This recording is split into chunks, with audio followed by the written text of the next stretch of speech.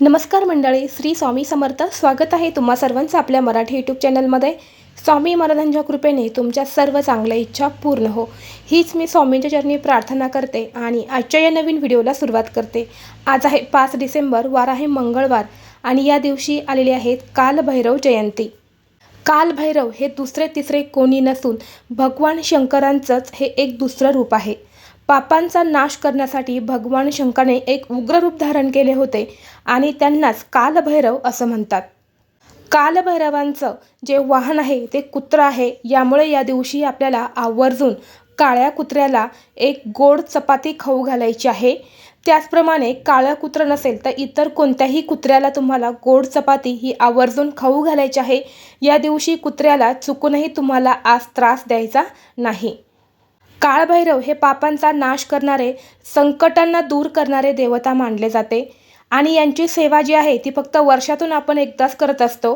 कारण यांचा कुठलाही फोटो किंवा मूर्ती आपण आपल्या देवघरामध्ये ठेवत नाही. यामुळे आपल्या हातून त्यांची कुठलीच सेवा होत नाही. परंतु त्यांना समर्पित असणारी या कालभैरव जयंतीच्या दिवशी आपल्याला त्यांची आराधना आवर्जून करायची आहे. उपासना आणि उपायसुद्धा आपल्याला या दिवशी करायचे आहे. कारण या दिवशी जर त्यांची पूजा केली तर आपल्या घरातली नकारात्मकता ही दूर राहते आणि आपल्या घरावर, आपल्या घरातल्या व्यक्तींवरती तंत्रमंत्राचाही प्रभाव पडत नाही असं म्हटलं जातं. कारण कालभैरवांना तंत्र मंत्र यांचे देवता मानले जाते. अगदी मनोभावेने त्यांची सेवा आणि उपासना केली तर भगवान शंकरांचा आशीर्वाद हा सदैव आपल्यावरती राहतो. आणि ही कालभैरव जयंती जी आहे ती कालाष्टमीला साजरी केली जाते आणि ही जयंती जर मंगळवारी आणि रविवारी जर आली तर या दिवसाला एक विशेष महत्त्व दिलं जातं. यामुळे आपल्याला जास्तीत जास्त उपाय आणि सेवा हे करायचे आहे, जेणेकरून आपल्यावरती कालभैरवांचा आशीर्वाद हा सदैव राहील. आजच्या व्हिडिओमध्ये मी तुम्हाला अतिशय महत्त्वाचा एक उपाय सांगणार आहे. तर आपल्याला संध्याकाळी काळे तीळ अशा ठिकाणी अर्पण करायचे आहे. यामुळे घरामध्ये सुख, शांती, ऐश्वर्य नांदेल. आयुष्यातल्या सर्व अडचणी, दोष, संकट हे दूर होतील. असा हा एक अतिशय महत्त्वाचा आणि प्रभावी उपाय मी तुम्हाला आज या व्हिडिओमध्ये सांगणार आहे. त्यामुळे व्हिडिओ हा शेवटपर्यंत नक्की पहा. चॅनलवरती नवीन असाल तर सबस्क्राईब करा आणि असेच माहितीपूर्ण व्हिडिओ पाहण्यासाठी बेल आयकॉनला प्रेस करा. म्हणजे जेव्हा कधी मी नवीन व्हिडिओ अपलोड करेल त्याचं नोटिफिकेशन सर्वात अगोदर तुम्हाला भेटेल आणि तुम्ही एक पण व्हिडिओ मिस करणार नाही. हा उपाय जो आहे ना तो तुम्हाला संध्याकाळी करायचा आहे. संध्याकाळी 6 नंतरनं हा उपाय तुम्हाला करायचा आहे. प्रदोषकाळी संकटांचा नाश करण्यासाठी, त्याचप्रमाणे दोष अडचणी दूर करण्यासाठी, आपले कुणी शत्रू असेल, शत्रूंचा आपल्याला वर्षभर त्रास होत असेल, शत्रू हे गुपित असेल किंवा घरातच शत्रू आहेत आणि ते नेहमी आपला वाईट होण्याचा प्रयत्न करत असेल तर अशा शत्रूंचा तुम्हाला नाश करण्यासाठी, त्याचप्रमाणे आपल्या आयुष्यातल्या सर्व अडचणी दूर करण्यासाठी, घरामध्ये सुख, शांती, समृद्धी ही टिकत नसेल, घरामध्ये पैसा टिकत नसेल, वारंवार कटकट, मतभेद, भांडणं यासारख्या गोष्टी घरामध्ये घडत असेल तर आपल्याला हा उपाय आवर्जून करायचा आहे. जर आपल्या घरामध्ये अशा प्रकारच्या गोष्टी घडत असतील तर घरातल्या मुलांची प्रगती होत नाही, त्याचे परिणाम मुलांवरती सुद्धा होत असतात. आपल्या घरामध्ये अनेक प्रकारचे दोष या कटकटीमुळे तयार होत असतात. यामुळे घरामध्ये कोणत्याच चांगल्या गोष्टी घडत नाही. त्याचप्रमाणे घरातल्या कर्त्या पुरुषाची प्रगतीसुद्धा खुंटत चालते. यामुळे तुम्ही हा एक उपाय आज आवर्जून करा. तुम्ही कोणतीही सेवा या दिवशी केली नाही किंवा कुठलेच उपाय तुम्हाला करणं शक्य झालं नाही तर फक्त तुम्हाला एका मंत्राचा जप करायचा आहे आणि हा एवढाच एक उपाय तुम्ही करून पहा. तुम्हाला कालभैरवांचा आशीर्वाद हा पूर्ण वर्षासाठी तुम्हाला मिळेल आणि कालभैरव हे तुमच्यावरती सदैव प्रसन्न राहतील. असा हा एक अतिशय प्रभावी उपाय मी तुम्हाला आज या व्हिडिओमध्ये सांगणार आहे. तर पहा, तुम्हाला कुठलेच उपाय करणं शक्य झालं नाही, काहीही करणं शक्य झालं नाही तर तुम्हाला तुमच्या मनामध्ये फक्त एका मंत्राचा कंटिन्यू जप करत राहायचा आहे. ओम कालभैरवाय नमः, ओम कालभैरवाय नमः. या मंत्राचा जास्तीत जास्त तुम्ही जप करा. काम करत असताना करा, झोपल्यानंतर न करा. जे तुम्ही काही काम करत असेल ते करता करता तुम्ही या मंत्राचा जप करत राहा. तुमच्यावरती कालभैरवांचा आशीर्वाद हा सदैव राहील.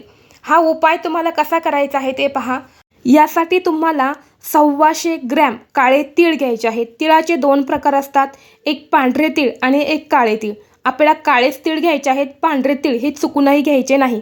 125 ग्रॅम आपल्याला काळे तीळ आणि यानंतर 11.25 रुपये तुम्हाला घ्यायचे आहेत आणि यानंतर 125 ग्रॅम काळे उडीद जे असतात बघा, काळे उडीद तर ते तुम्हाला अख्खे काळे उडीद तुम्हाला 125 ग्रॅम घ्यायचे आहेत आणि यानंतर 1.25 मीटर काळा कपडा जो असतो तो तुम्हाला घ्यायचा आहे.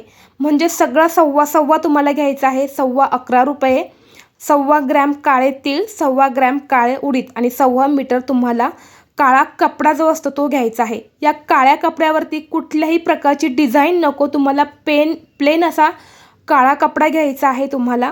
त्यावरती इतर कुठलाही रंग नसायला नको, फक्त काळाच कलर घ्यायचा आहे. आणि यानंतर या काळ्या कपड्यामध्ये तुम्हाला 11.25 रुपये ठेवायचे आहे. 1.25 ग्रॅम काळे तीळ तुम्हाला टाकायचे आहेत. 1.25 ग्रॅम काळे उडीद जे आहे ते तुम्हाला टाकायचे आहेत आणि त्याची एक पोटली तुम्हाला तयार करायची आहे.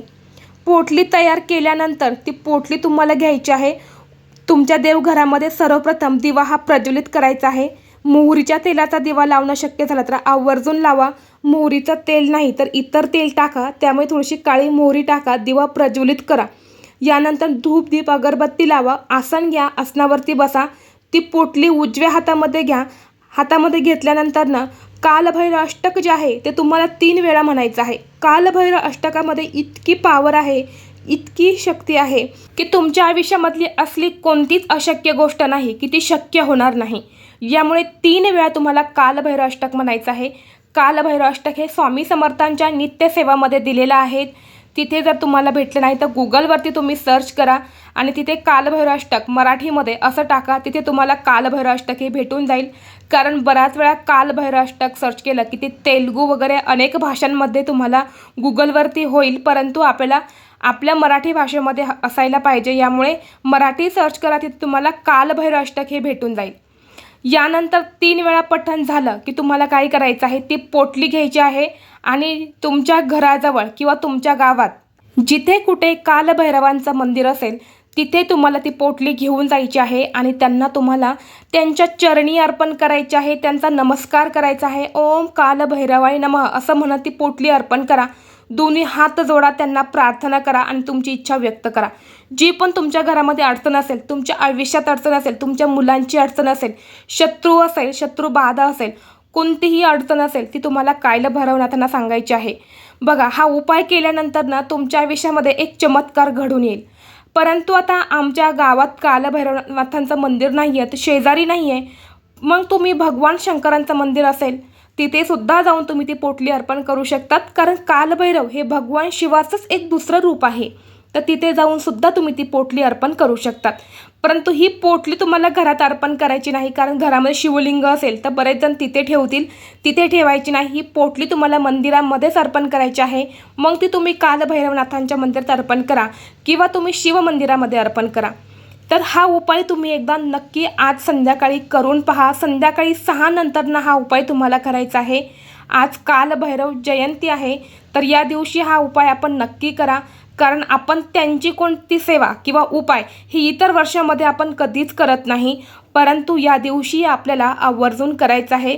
कारण हे तंत्रमंत्र विद्येचे देवता मानले जाते, संकटांचा नाश करणारे, पापांचा नाश करणारे देवता आणि सगळ्यात कठीण देवता मानले जाते.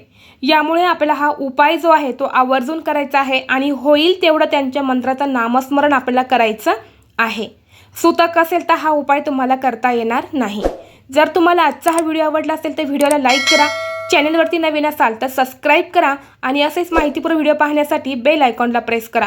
चला तर मग भेटू असंच पुढल्या एका नवीन व्हिडिओमध्ये. तोपर्यंत सर्वांना श्री स्वामी समर्थ.